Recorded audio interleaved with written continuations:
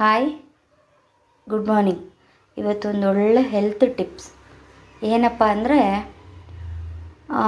ನೋಡಿ, ಇದು ರಾತ್ರಿಯೆಲ್ಲ ನೆನೆಸಿರೋ ಜೀರಿಗೆ, ಮೆಂತ್ಯ ಮತ್ತು ಧನಿಯಾ ಕಾಳು. ಮೇಯ್ನ್ ಧನಿಯಾ ಕಾಳು ಏನಕ್ಕೆ ಅಂತ ಹೇಳ್ತೀನಿ. ಧನಿಯಾ ಕಾಳು ನೆನೆಸ್ಕೋಬೇಕು ರಾತ್ರಿ ಪೂರ್ತಿ.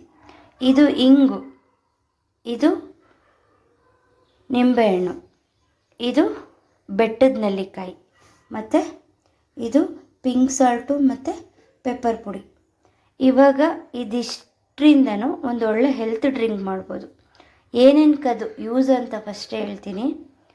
ಥೈರಾಯ್ಡ್ಗೆ, ಶುಗರ್ಗೆ, ಗ್ಯಾಸ್ಟ್ರಿಕ್ಗೆ, ಮೇಯ್ನು ಮೈಗ್ರೇನ್ಗೆ. ಇದು ನನಗೆ ಮೈಗ್ರೇನ್ ಇತ್ತು, ನಾನು ಟ್ರೈ ಮಾಡಿದೆ, ಇವಾಗ ನನಗೆ ಫೀಲಿಂಗ್ ಬೆಟರ್.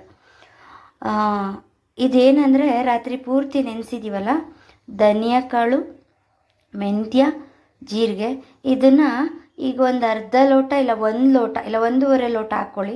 ಅದನ್ನು ಬೆಳಗ್ಗೆದು ನೀಟಾಗಿ ಒಳ್ಳೆ ಚೆನ್ನಾಗಿರೋ ಪಾತ್ರೆಯಲ್ಲಿ ಕುದಿಸಿ, ಚೆನ್ನಾಗಿ ಕುದಿಸ್ಬೇಕು. ಈಗ 1 ಲೋಟ ಇದ್ದರೆ ಅದು ಅರ್ಧ ಲೋಟ ಆಗಬೇಕು. ಅಲ್ಲಿವರೆಗೂ ಕುದಿಸ್ಬಿಟ್ಟು ಶೋಧಿಸ್ಕೋಬೇಕು. ಈ ಥರದ್ದು 1 ಲೋಟಕ್ಕೆ ಶೋಧಿಸ್ಕೊಂಡ್ರೆ ಈ ಥರ ಬರೀ ನೀರು ಸ್ಟೋರ್ ಆಗುತ್ತೆ. ಮತ್ತು ಇದರಲ್ಲಿ ಮಿಕ್ಕಿದ್ದೇನೆಂದರೆ ಅದು ಧನಿಯಾ ಕಾಳು, ಮೆಂತ್ಯ, ಜೀರಿಗೆ ಇರುತ್ತಲ್ಲ, ಆ ಸೋಸಿರೋದ್ರಲ್ಲೇ ಇರಲಿ. ಆ ಸೋಸಿರೋ ನೀರಿಗೆ, ಬಿಸಿ ನೀರಿಗೆ ನೀವು ಚಿಟಕಿ ಪಿಂಕ್ ಸಾಲ್ಟು ಮತ್ತು ಪೆಪ್ಪರ್ ಪುಡಿ, ಚಿಟಕಿ ಇಂಗು ಮತ್ತು ನಿಂಬೆಹಣ್ಣು ರಸ. ನಿಂಬೆಹಣ್ಣು ರಸ ನಿಮ್ಮ ಇಷ್ಟ, ಎಷ್ಟಾದರೂ ಹಾಕ್ಕೊಳ್ಳಿ. ಒಂದು 5 ಡ್ರಾಪು 10 ಡ್ರಾಪು ಎಷ್ಟಾದರೂ ಹಾಕ್ಕೊಳ್ಳಿ. ಇದು ಬೆಟ್ಟದ ನೆಲ್ಲಿಕಾಯಿ ಪೇಸ್ಟು. ಇದಿಷ್ಟೂ ಈ ಬಿಸಿ ನೀರಿಗೆ ನೀವೇನು ಮಾಡಬೇಕಂದ್ರೆ ಹಾಕ್ಕೊಂಡು ಕುಡಿದ್ಬಿಡ್ಬೇಕು. ಸ್ವಲ್ಪ ಬೆಚ್ಚಗಿದ್ದಾಗಲೇ ಕುಡಿದ್ಬಿಟ್ಟು ಏನು ಶೋಧಿಸ್ಕೊಂಡಿರೋ ಕಾಳಿರುತ್ತಲ್ಲ, ಮೆಂತ್ಯ, ಜೀರಿಗೆ, ಧನಿಯಾ, ಅದನ್ನು ಅಗದು ತಿನ್ನಬೇಕು. ಇಲ್ಲಾಂದರೆ ಆಗಲ್ಲ ಅಂದರೆ ನುಂಗಿ, ಅದೇನು ಬಿಸಿ ನೀರುತ್ತಲ್ಲ ಅದರಲ್ಲಿ ನುಂಗಿ. ಇದು ಮಾಡ್ಕೊಂಬನ್ನಿ, ನಿಮ್ಗೆ ಬಹುಶಃ 1 ಮಂತಲ್ಲೇ ರಿಸಲ್ಟ್ ಗೊತ್ತಾಗುತ್ತೆ. ಶುಗರ್ಗೆ ಮೆಂತ್ಯ ಇರೋದ್ರಿಂದ ತುಂಬ ಒಳ್ಳೆಯದು. ಜೀರಿಗೆ, ಇಂಗು ಇರೋದ್ರಿಂದ ಗ್ಯಾಸ್ಟ್ರಿಕ್ ಪ್ರಾಬ್ಲಮಿಗೆ ಒಳ್ಳೆಯದು.